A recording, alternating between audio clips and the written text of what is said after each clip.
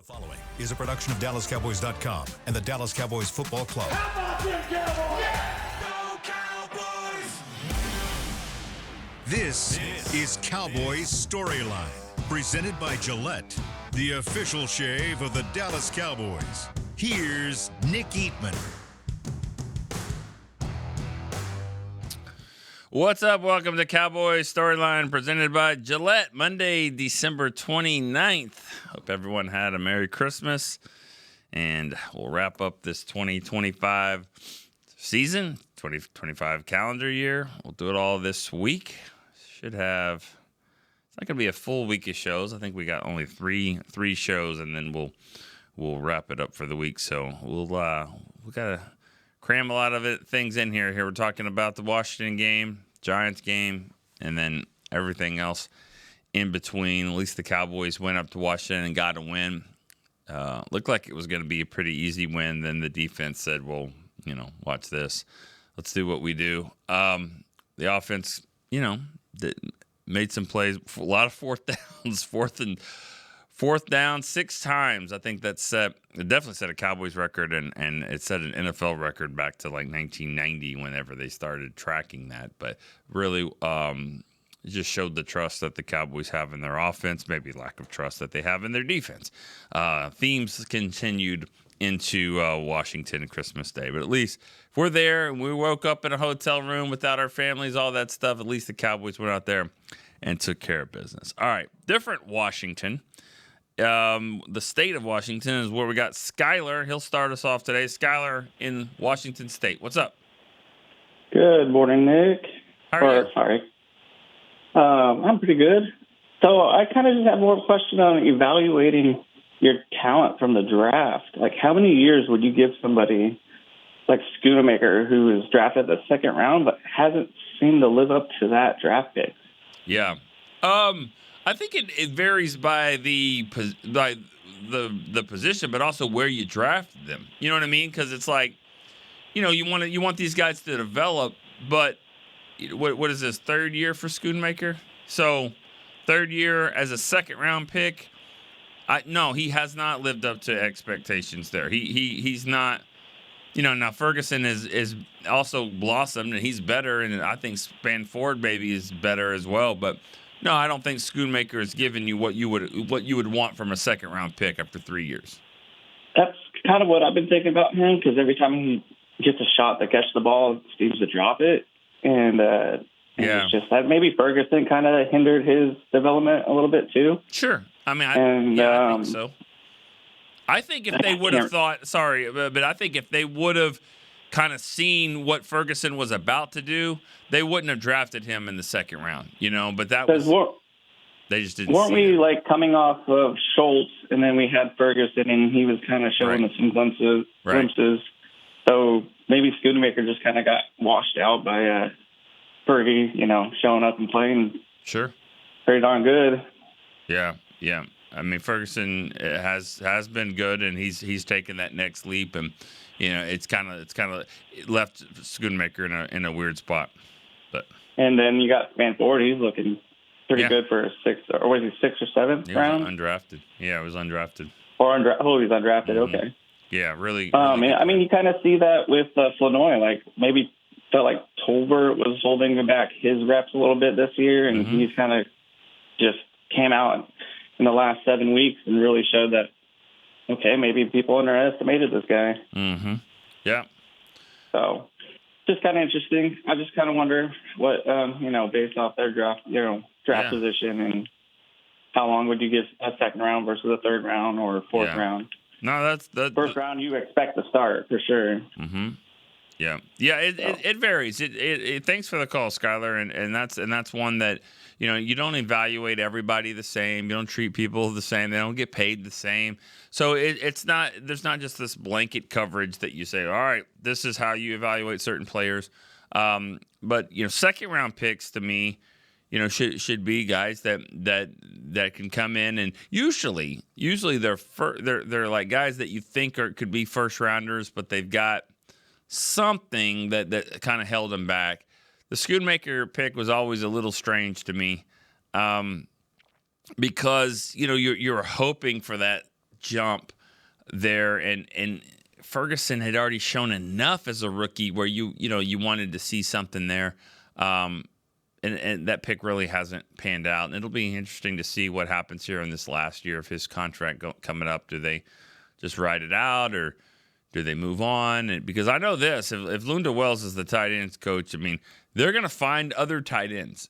He does it. He's done it every year. He's found Hendershot. He found Spanford.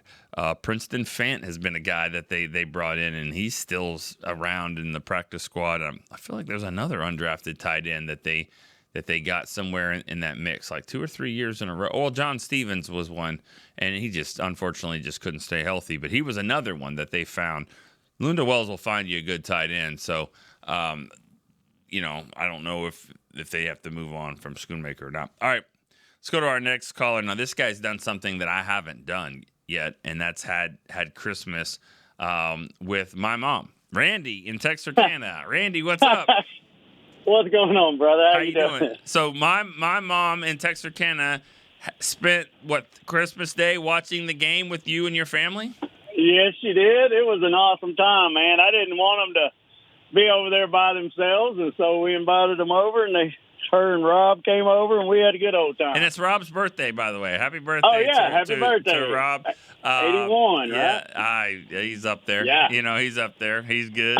He's doing good. I don't know. At this point, you don't keep counting that much, but no. Anyways, that was a nice gesture, and just so awesome. This Cowboys storyline community and just kind of what it's done, and to think that that my mom's having Christmas Day with one of the captains. It's pretty awesome. Yeah.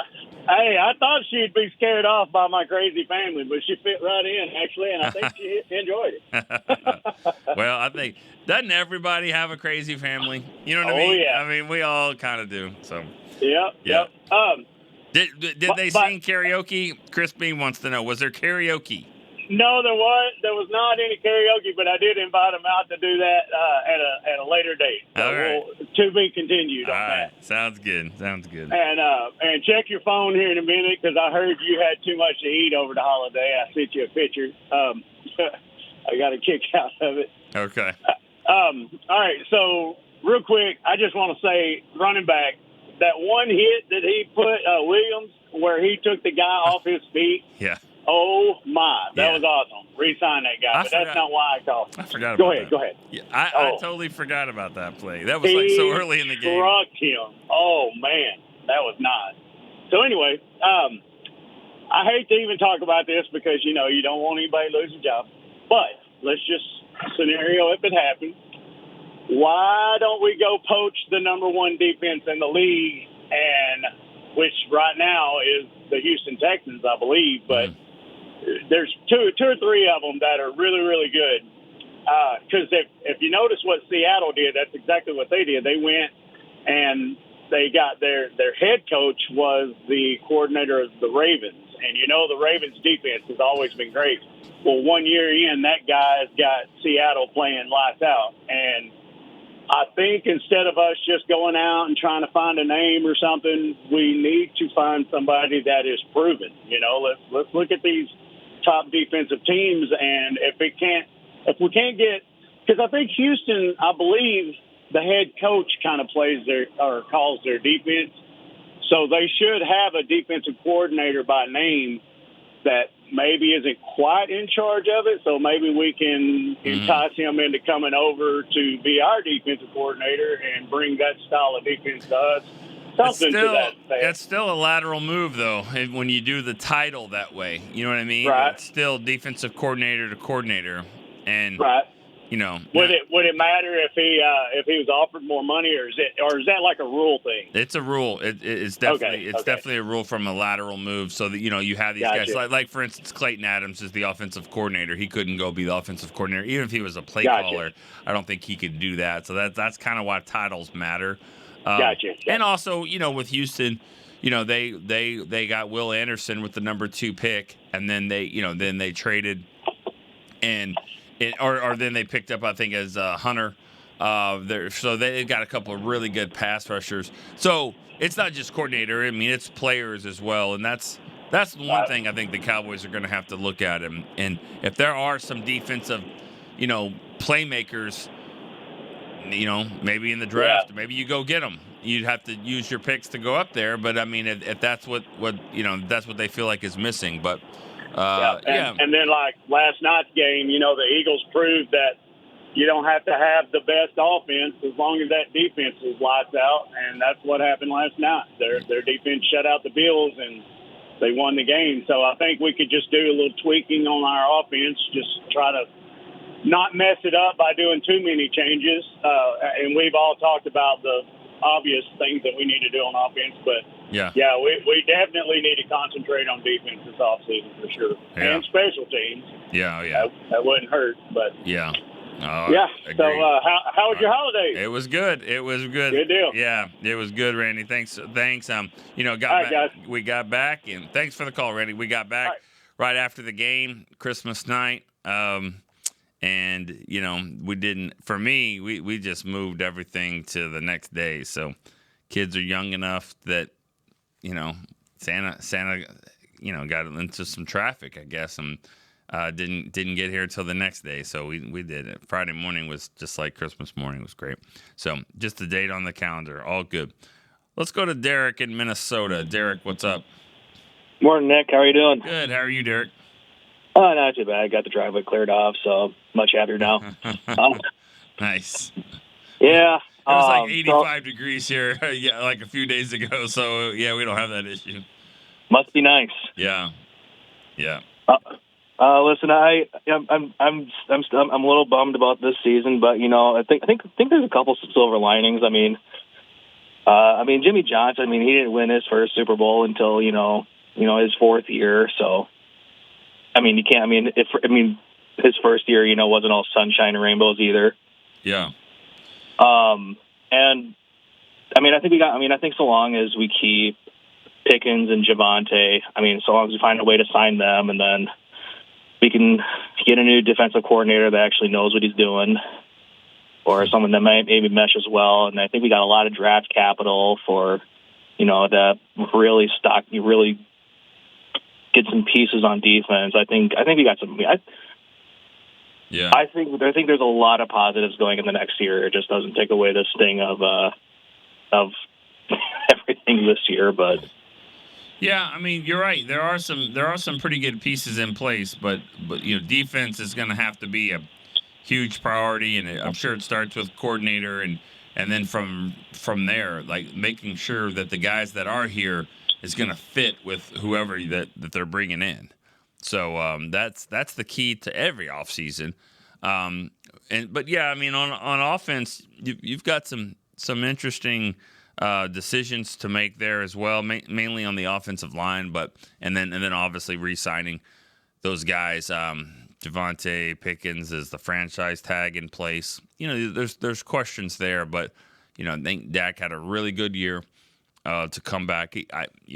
Maybe comeback player of the year. I think McCaffrey will have a say in that, and I don't know, maybe people get cute and want to give it to Phillip Rivers, but I would think, Dak's year has been a good year for him, for a guy that missed 10 games and now has a chance to start every game. I bet he does. I bet he does start the game. I don't know if he finishes it, but I bet he does start the game. It's hard to go with the compete every day mantra if you're not going to do that. But you don't have to play the whole game. And Milton, especially if you're going to give up 6 sacks, and get hit all day long, you certainly don't want to do that. And the Giants have the defensive players to bring that pressure. All right, let's go to Katie in Henderson, Nevada. Katie, what's up? Hey, Nick, how are you? Hi, I'm good. Good. So with it being New Year's resolution season, I was curious what you think. If the Cowboys could only pick one New Year's resolution for 2026, what should it be, and what do they have to do so they actually keep their resolution? Thanks so much for taking my call. Can I ask you what would yours be? Do you have one in mind? I really think we need to focus on defense, which I know is kind of vague, but I think we need to get some pass rush and that linebacker in. But I honestly think that comes back to getting, not to quote Jason Garrett here, but get the right guys going. So right kind of guy. I think we got to. the right kind of guy. So I think we got to get the right kind of guys, both on the staff and on the field, of course. But I think that needs to be the focus, is getting the right guys to make the defense work. All right. You know what? That's not too vague. I appreciate that, Katie. And they've gone away from that. That was a nice little, shtick that Jason Garrett would always say. We need the right kind of guy. And they haven't always done that. I'm not saying that they've taken bad character players, but in the last 4 or 5 years, they've changed that a little bit. And that, I said it the other day. I think they need to go back to that. They need to at least get some guys in here that have a true love for football. And even if that does mean you're sacrificing a little bit of the measurables and things like that everybody falls in love with this time of year, and it's hard to quantify that. See, that's what makes the draft what it is. If a guy runs a 4.27, he runs a 4.27. That is what it is. And this guy runs 4.41, so it's faster. And this guy benches 46 times. This guy benches 36 times. Well, he's stronger. But does he love football? Is he going to spend hours upon hours in the film room to try to get better and understand his craft, understand his defense, understand what he's doing, and what his opponent's doing, things like that. And that's always what's tough to figure out. But to answer the question about the New Year's resolution it to me, it's a pass rush. Jadeveon Clowney and James Houston should not be tied for the lead in sacks. It's not a good situation. They should be tied for third at 5.5 sacks. That's kind of what you want. You want a guy up here at 12, 13. You want another guy at 8, and then you want these other guys around 5.5. That's what you had with Micah, and then you had like Dorrance Armstrong in there, maybe, or Tank. And then after that, you had the Fowlers or who's the guy last year? I can't even think his name from the Bengals. That he had 5. He had about 5 sacks as well. Lawson. So I'm thinking of. But for that to be your league, your team lead at 5.5. That needs to be changed, and they need to fix that for sure. All right, let's go to break here on Cowboys Storyline. We'll be right back after this. Cowboys fans, when it comes to navigating the ever-changing world of tax, your business needs a partner it can trust to tackle even your biggest tax challenges. Ryan is the largest firm in the world dedicated exclusively to business taxes. Our team of tax professionals has local expertise in all areas of tax and can help you uncover savings opportunities you didn't know you had. Learn more about how Ryan can improve your overall corporate tax performance by visiting Ryan.com. Ryan, the official tax partner of the Dallas Cowboys. Crown Royal and the Dallas Cowboys are bringing back the Royal Rig for Season 2. See it in action at AT&T Stadium on Thanksgiving Day, where the Dallas Cowboys take on the Kansas City Chiefs, and around Dallas on November 26th and November 28th. Visit crownroyal.com to see where else the Royal Rig is stopping this NFL season. That's crownroyal.com. Please drink responsibly. Altec Lansing has been perfecting sound since 1927, bringing you decades of audio excellence to elevate your Dallas Cowboys tailgate ritual. Equip your next pregame with the Sound Rover 180 with 6 hours of playtime, built-in microphone, multicolor light modes, and a rugged exterior that's built to last. Visit alteclansing.com/Cowboys15 for 15% off your Sound Rover 180. That's alteclansing.com/Cowboys15 for 15% off. Altec Lansing, official audio partner of the Dallas Cowboys.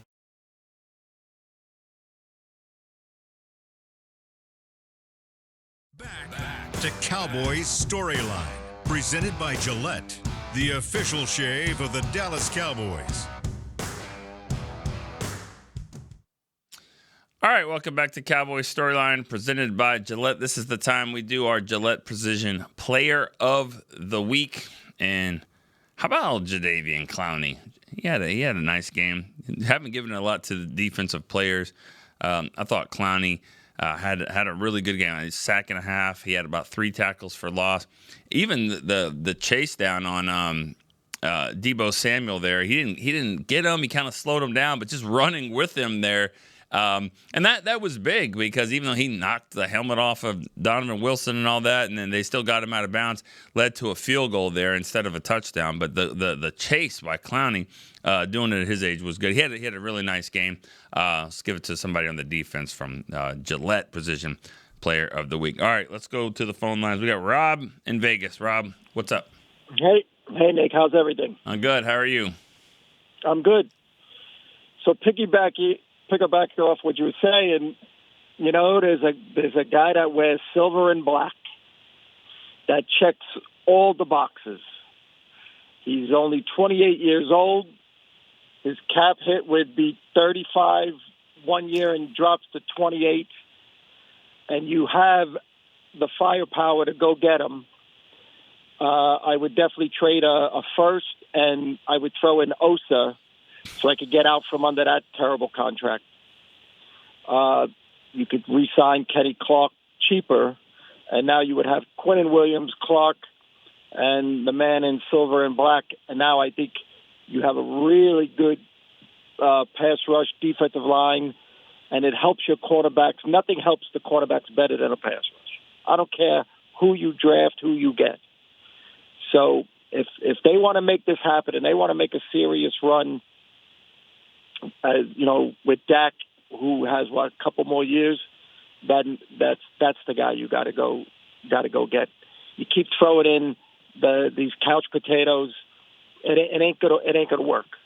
You're gonna have to invest serious money to fix it. I don't care who the defensive coordinator is. If you don't have players, no coach looks good. Okay. All right. I mean, and even if they have to lose Pickens because of it, I would take that all day. I've watched Dak have really good offenses without two great wide receivers. Most quarterbacks don't have two great wide receivers. Some don't have any. I watched Buffalo. They have nobody at wide receiver. But that guy is special. If we consider Dak a special quarterback, he shouldn't need those two great wide receivers. Now, don't get me wrong, they can have them all. They can make it happen. They can get everybody. They just are unwilling to do it. But if I have to choose between one, give me the silver and black guy. Okay. I heard, yeah, and I know everybody knows, I think, what you're talking about, and that's the thing when I heard this actually when you mentioned it this week when y'all do the storyline on Spaces, and I heard a few things, Rob, that you said about that, not trying to get the guy in Vegas, and I wouldn't know, I wouldn't have an opinion on that because I've kind of been brainwashed. I think is what you said, right? Brainwashed. For me, yeah. So I heard that. Well, yes. I heard that. Well, that yes. part. Yeah. I'll ask Jerry what he thinks I should think about that. But no, I don't hate the opinion. But then again, it doesn't matter, right, Rob? No, it's not that it doesn't matter. But you're hamstrung. You can't say what I could say. Hamstrung is true. Brainwashed is different. Different terms. No, not brainwashed. Let's be honest. You've never seen them win a championship. Of course, you've been there. But you've been there for a long time. Right. You're used to how they do business. This is what happens. True. But I'll say this, and just to kind of let people know, they on the Twitter Spaces that they've created, and it's great. It's a great community that they do, and they talk for hours on stuff, and they kind of let it fly. But no, somebody sent that to me, and I did hear that. To me, Rob, I'll tell you, it's a little disrespectful to think after 27 years of covering the team that I can't form my own opinions. No. That's not what I meant. I didn't say you can't inform your own opinion. Okay. You're just been beaten down for 27 years. I get it. Well, it's fine. It's fine. I'll say this though, because you kind of mentioned a little bit about the fact that, well, if Jerry thinks this, then Nick thinks this. But I promise you this, Rob, if Jerry was listening to this show, he wouldn't make you the captain. You know what I mean? Like I love what you bring to the table and all that. And so, I don't want to change that. It's fine. We're having fun here. But I thought that was a little too much to say, brainwashed, like I can't come up with my own thoughts here. No. You come up with your own thoughts. You just can't say You're what right. And the I can't fans say. Could say. And I appreciate that you didn't say that either when you referred to a player that is in Vegas. And everyone knows who we're talking about. And I agree with you, Rob. I totally agree with that. I would be fine. I don't need another 2 first-round picks. If I can get a player to come in here that can rush the passer like that, I'm doing it. The first-round picks are not untouchable for me, especially not if you get a guy the way like they that. draft. Yeah. They're not as good as drafting as everybody wants to believe they are. Yeah. As many hits they've had a lot of misses. Now I'll say this: if you're going to move a contract, I think Kenny Clark's contract might be one that you have to move more than Osa. And Chris has helped me with a little bit on the dead cap space for Osa. I think it's $5 million. It might have to be a June 1 move. I don't think I would do that with Osa. Kenny Clark, maybe. No, all I'm saying is if I have to sweeten the deal, yeah, and I could get out, I don't need 3 tackles making that kind of money. If I know I could, if I have to sweeten the deal and give them Osa. Would you do Ezeraku, even though young, developing pass rusher? God, yes. Yeah. Oh, I mean, it's not 1 for 1, but I'm just saying. No, like a first in him. Yeah. A first in Donovan. Oh, yeah. Definitely. Probably have to do that. Definitely. But the only reason why I say Osa is there's no way they're keeping Clark at this price. So if I keep Osa, I let Clark walk. If I have to throw Osa in the deal to get it done, then I could re-sign Clark at a much cheaper price. I think Clark has been a little bit better than Osa. I don't think Osa has lived up to his contract. Yeah. No, but then again, the defensive coordinator that comes in here, or if there's got to be a new coordinator. I'm not tired of saying if there is one. There has to be a new coordinator. When that happens, I want that vision, that person's vision of this is how we're going to do this and move this, and this is what I need for, So he might have a different vision of, got to have Kenny Clark. Have to, you know what I mean? And I don't know what that is, but I'd like to hear it, and then that needs to be sooner than later. They're going to want all the players they can get, but that just can't happen. But I don't know. I have to, like you said, I have to assume they're going to move on from this guy. I think that there's too much heat.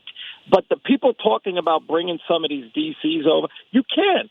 Like you said, unless you're making them assistant coach or even that. These guys, I think they even changed these guys that are rule. going for head coaching jobs. I think they changed that rule too, for the assistant head coach. I don't think that's a win. All right, Rob, we're gonna move on. All right, thanks for the call. Let's go to Paul in Racine, Wisconsin. Sorry, Paul in Racine, Wisconsin. Yeah, hey Nick, good to speak to you. Merry Christmas and it's been a while, Paul. To you. Yeah, it has been, but I'm always listening. So, and that last caller, it reminded me of the one time on the previous show you were on, the guy casually said to you, "You're on the payroll." Yeah, and I am. And you went, yeah, but no, it was funny because you're like, I've been very critical of this organization. And I think you said something like they give me the freedom to do that. They do. And I was going to say that. You know what, Paul? I wanted to say that too. And I'll have to give Jerry credit for that. They allow us to do this. They allow us to have a show like that. They allow us a platform to say, I don't like the Micah Parsons trade. And I said that right off the bat. I didn't like it. Micah Parsons should have been here. They should have figured it out. They should have been here. And guess what? He went there. He made a Pro Bowl, and you don't have a pass rush. So I've said that. I get the ability to say that. Do I have to be careful with words? Sure, just like we all do. But I have more freedom to talk about this team than others do, and I'll give Jerry credit for that and giving us this platform to do that. But to think that I can't kind of speak for myself and I'm get told what to do or say is not the truth. But anyways, Paul, let's move on. What do you have? What's on your mind? Well, I said this on the post-game show last week. I said, I want the focus now to shift away. I think we can all agree that Eberflus is probably not going to be with the organization next year. And and the only thing I would say to him is, all the talk has been, well, he doesn't have the players. They got rid of Micah. I agree. But at some point, and I've said this all season, the rest of the defensive players are not buying what he's selling. And Right. sometimes as a coach, you kind of have to sell the system. So they're not responding to it. So he needs to be gone. I look, 90 miles to the south of me, and you look at Nahshon Wright, who was a Cowboy, right? Mm-hmm. All of a sudden he goes to Chicago, and whatever coaches have him there, they've turned him into a pretty darn good player. And I think that's what a good coach does, is he gets these guys who might be marginally talented to believe in themselves to become superstars. And that's why I want to shift the focus away from all the talk about Eberflus. It's got to be on Schottenheimer. I think, as I said in the post-game show a couple weeks ago, the media in Dallas has to have a laser focus on him because he has not proven to me that he's the guy. He might have made some culture changes, but like I said all season, it seems like he's the type of guy, he's just more happy to be there than to really just like turn these guys into winners. And I think the focus has to be on him. So I'll ask you, Nick, what is one thing that you've seen Schottenheimer do that you like, and one thing that you think like it needs to get better? Yeah. Okay. Thanks for the call, Paul. Yeah. I'll start with the second part. Things that that could be better is the end of the half time management, play calling a little bit there. There's been times where that kind of looked like first year head coach, and that that's one thing that I think that it's got to be a little better. And also to kind of piggyback on that, I would say and we understand why, because of the defense was so bad this year, but just kind of having to play the play calling with the offense and to basically try to protect the team and protect the game based off the fact that the defense can't score. And they kicked a lot of field goals this year. I don't know if they kicked enough, to be honest with you. I mean, there were times where you just had to go for it all the time. And when they go for it, it's great. They did it 6 times. You don't make it, then you're like, why don't you kick the field goal? So I get it. It's just having to understand the team and the defense. And he had a hard time doing that because the defense, I think he wanted to. He's the type of guy, he's a good guy. He likes those players. He likes those coaches. He wants to believe in them. He trusts them. But you couldn't. You really couldn't trust him. And that being said, I like some of the behind the scenes things that he's done. From a culture standpoint, I think that he's gotten his offense is really good. His offense, his play calling there, for the most part was good. Now, into half and all that, some red zone things, but there was a lot of plays we hadn't seen before. You really couldn't say it was a vanilla type offense at all. And I thought, what he did with the offense was really good. I think he needs a defensive coordinator that he really knows and he understands everything that Shoddy wants and vice versa. And when he turns his back to really focus on the offense and talk to Dak on what happened on that last series, he knows that his defensive coordinator is doing what he would want. 2 blitzes in a row, no blitz at all, put everyone back. Whatever it is, he needs to have that, and I don't know if he had it this year. Let's go to Sebastian in Savannah, Georgia. Good morning, Mr. Eatman. How do you do? I'm good. How are you? I'm doing well. Just doing a little living room gaming this morning, and I wanted to hop on real quick. Brilliant points about Brian Schottenheimer, by the way. As a first-year coach, when I look at the other first-year coaches around the league, like Kellen Moore, so on and so forth, Brian Schottenheimer is one of the top marks. Kellen could barely get to 4 wins. Brian got to 7 wins so far, but we're not going to compare apples to oranges. Well, but be fair. Let's go look at the Bears. Let's look at the Patriots, right? I mean, right. But I was thinking he's one of the top. He's one of the top 5 brand new first-time head coaches this year. Now, as far as the George Pickens thing, and we're in the offseason officially because we're not going to the playoffs. Right. It's not a case of whether you can or can't sign George. You shouldn't. If your offense was the number 1 offense and your defense was dead last, you should not have the top quarterback, the top wide receiver, and another top receiver on the same team. Just sit there and ask Cincinnati's quarterback if he'd rather have T. Higgins or if he'd rather have an offensive lineman. I think we should take the same approach that Jerry allegedly took with Micah Parsons, where you say you get 3 players for the price of one. And instead of paying GP $35, $36 million, $30 million, whatever the case is, you pay 3 defenders because we desperately need help at 3 levels of defense. That $8 to $12 million that he would have got per, quarter. And I would give that to someone else.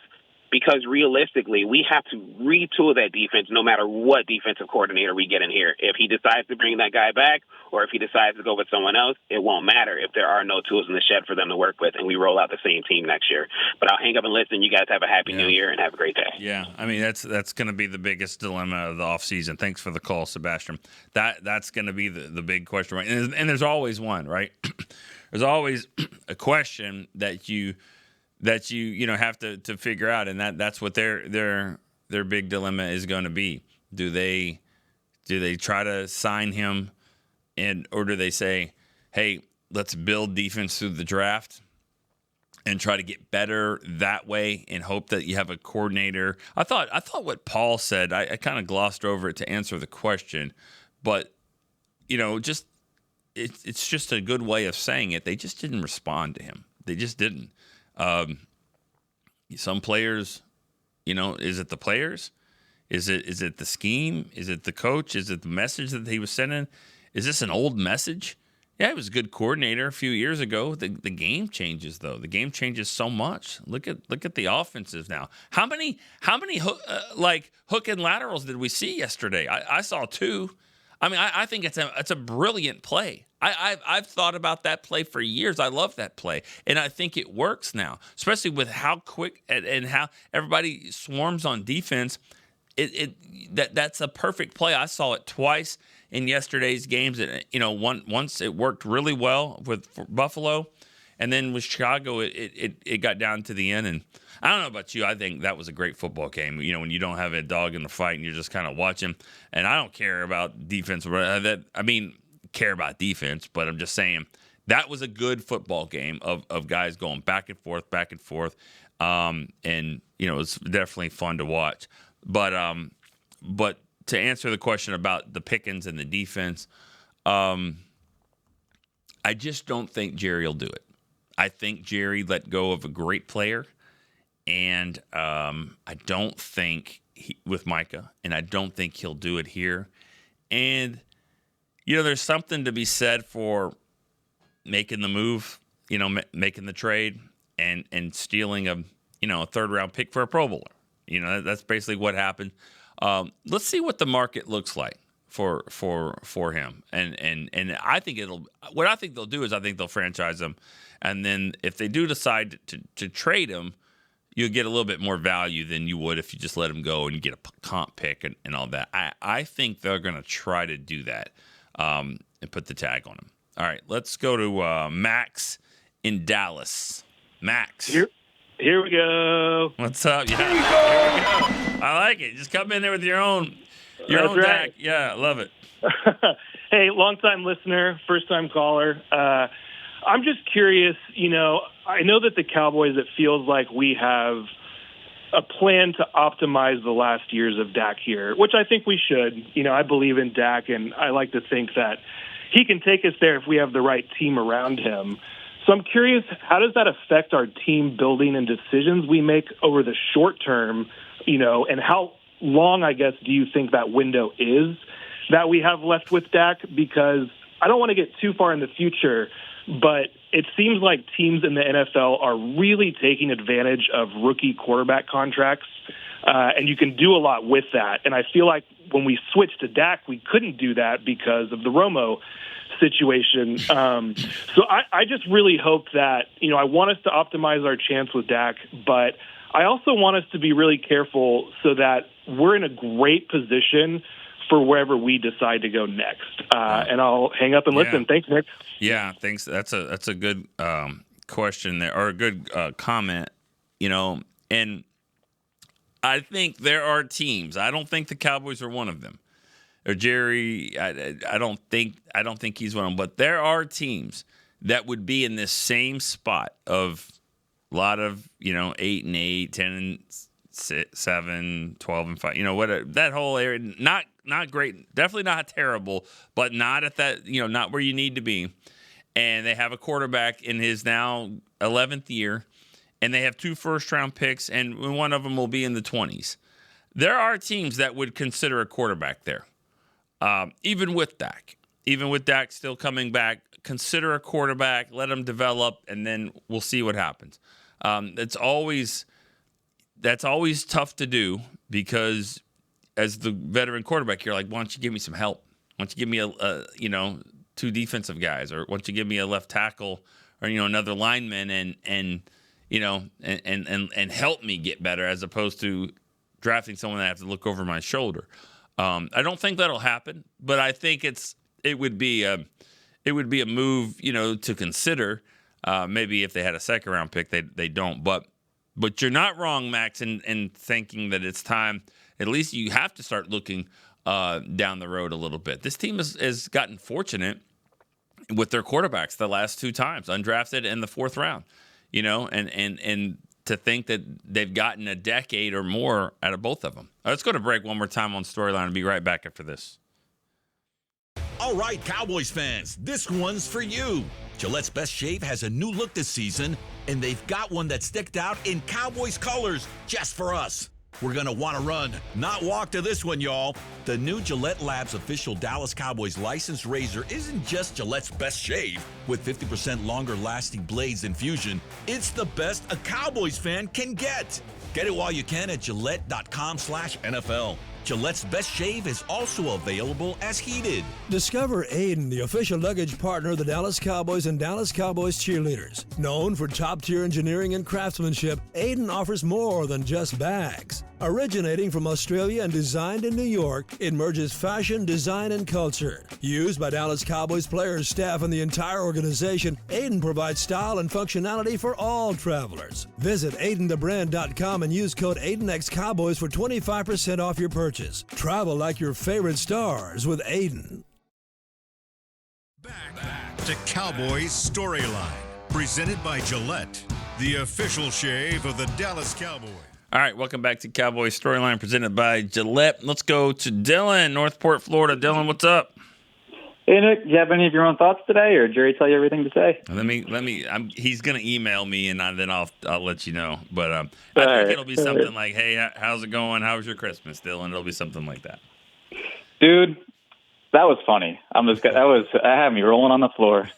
And Rob, great recovery by Rob on that one.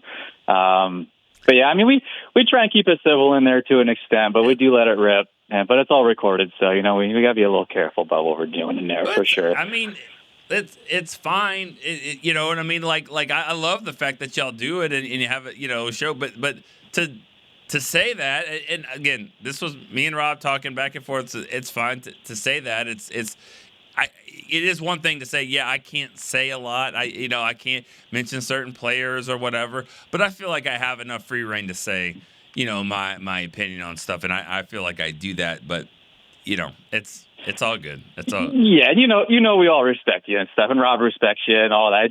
Rob says things sometimes. He's got he talks fast and talks a lot, so sometimes he says things that he might not really mean in that way. I said this. That's why the captains are who they are. You know what I mean? Because you guys are all a little different. You and Irene and hey, let's not. Irene kind of started that whole conversation. It was about Jordan Lewis. Let's not immediately leave her out of the mix here. But the captains are the captains. They all provide something that very unique and very important to shows like this. And so with you and of course Rob, Irene, Randy, those my 4 captains for all Storyline last year, and you all provide something different to the table. So, and I wouldn't change that, and don't want to change that. So no doubt, and we all appreciate you and Chris and all that. As far as what Rob was saying just now on the call with the trades and all that, I'm down for something similar.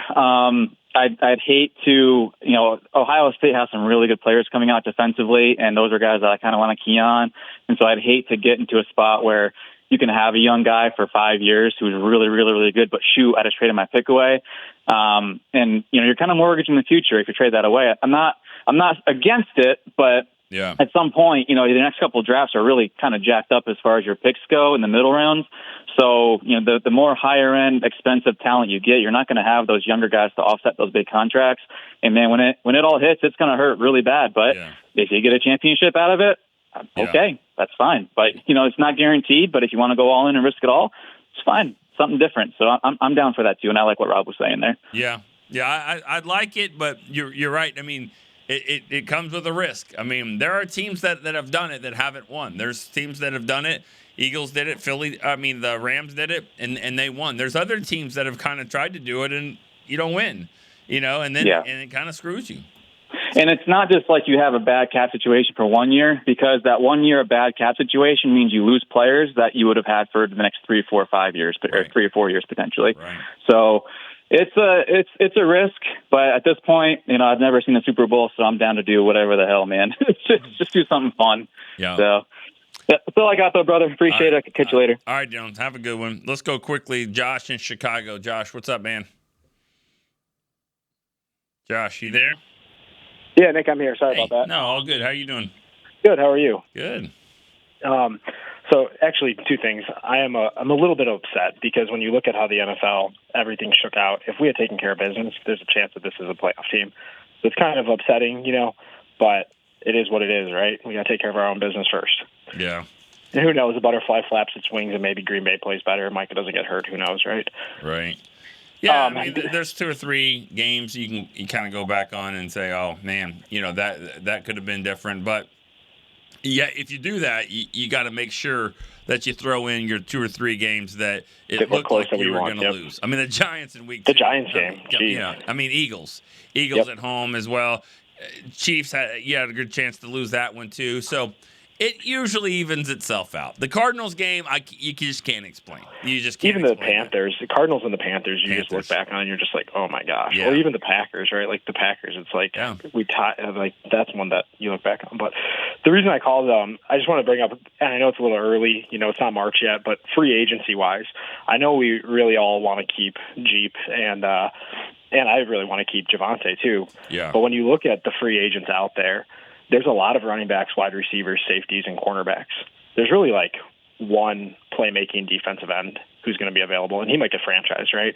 So when you look at the money, it's got to be right if we're keeping Javonte or Pickens. It just has to be right because there's other places that we're going to have to spend big on, like the end, and there's not a big market like there are for a receiver, running back, or quarterback even. So that was the only point I wanted to make. Yeah. Have a great day. All right. Appreciate it. Thank you, Josh. And to Rob's point from earlier in the show about, this offense can be good without 2-star wide receivers. But I would think that would be a position you would draft if you don't have. But again, I think they're going to franchise George, and if they don't, if they entertain a trade, then with a 1st-round pick or 2 first rounds or maybe a first and a second, you can negotiate that trade. Then you would draft a wide receiver, probably in that mix there too. So a lot of options there. They're going to have some tough decisions to make, no doubt about it, because it's not just a slam dunk to re-sign, a running back, especially when you think about every year there's been, Pollard had 1,000 yards, and now Rico Dowdle had 1,000 yards, and now Javonte's had maybe 1,100, almost 1,200 yards, a lot of touchdowns, so maybe it's not needed to keep the same running back in there, but I know Dak loves having Javonte in there, not just as a runner, but also blitz pickup, and it's just the toughness there. So it's got to make sense, like you said, Josh had a really good point there. It's got to make sense, but a lot of decisions to make. All right, we'll see what the decisions the Cowboys make this week. We didn't really talk much about the Giants game. That's fine. We'll have a couple more shows to do that this week. Good stuff for everybody. All right, for Chris Beam, I'm Nick Eatman. See you next time on Cowboys Storyline. This has been a production of DallasCowboys.com and the Dallas Cowboys Football Club. How about this, Cowboys? Yeah!